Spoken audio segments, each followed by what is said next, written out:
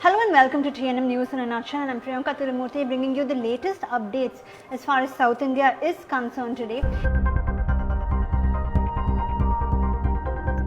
Let's start off with Tamil Nadu. The Saukarpet triple murder today, the Chennai Police Commissioner Mahesh Agarwal said that 3 accused have been nabbed by the police in relation to the murder of a father, mother and their 40-year-old son in Chennai Saukarpet area. The 3 accused have been nabbed in Pune in Maharashtra, and to be more specific in Solapur district.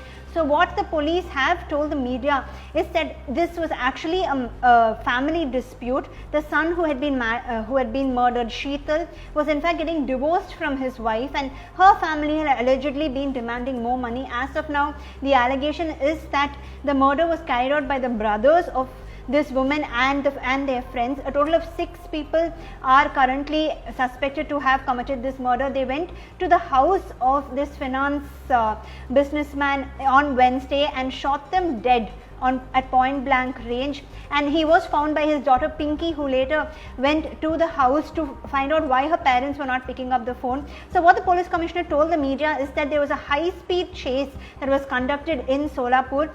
Police from Chennai had gone there, and with the help of the Pune police, they had managed to nab 3 of the accused, which includes Kailash and 2 others, his friends, and they are hoping to nab the other accused. And then moving on to the next important story from Tamil Nadu, we know that Anna University Vice Chancellor Surappa has come under heat.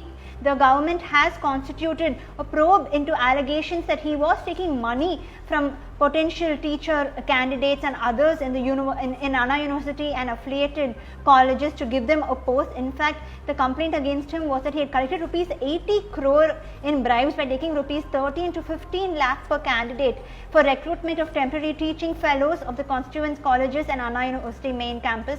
The committee is also looking into contracts that were signed during Surappa's tenure, and they are also looking into what are the alleged irregularities that took place to ensure that this doesn't happen again. Surappa, however, has denied these allegations and said that he is in no manner involved in any such scam and that he has not been taking any kind of money from people.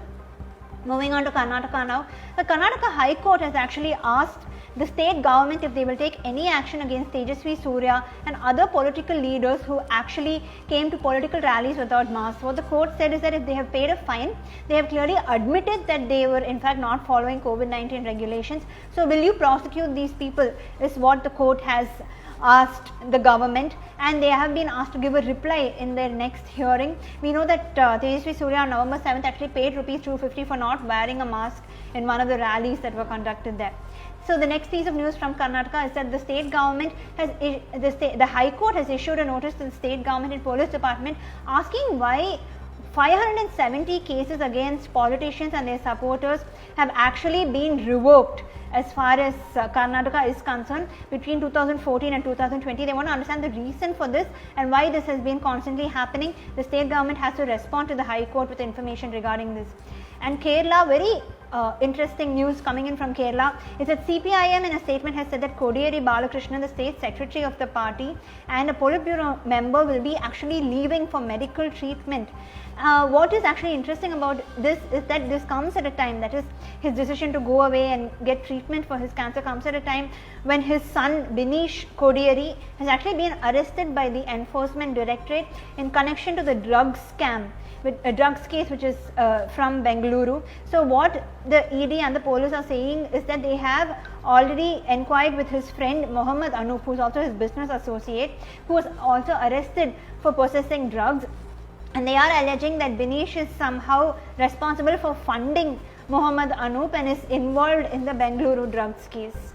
The other important piece of news coming in from Kerala is that the Kerala High Court has said that a person cannot be denied legitimate rights only because she is a transgender person. So this of course came into the court's purview after a young trans woman named Hina Hanifa wrote a petition to the court saying that she was not allowed to join the NCC in her college because she was a trans person. As per National Cadet Corps Act Section 6, it only refers to women or men joining the NCC. It does not have any provisions for trans persons.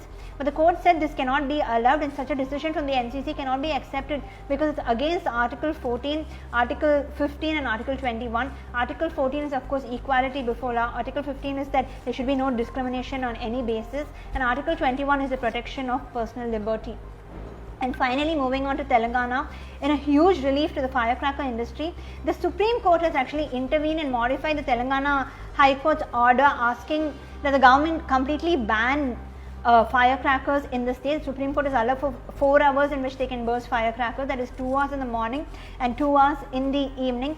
Certain cities, however, including Hyderabad, Sangareddy, Nalgonda and Patanchery, this may not apply because the AQI, the air quality index in these areas were very poor when recorded after firecracker bursting last year. So this will come as a relief to fireworks manufacturers in Kerala who are already in Telangana who are already suffering due to the pandemic. These are the latest updates as far as South India is concerned. For more detailed stories, do go on to our website www.thenewsminute.com and do subscribe to us. And a very happy Diwali to all our viewers. For now, this is Priyanka Tirumurthy reporting from Chennai.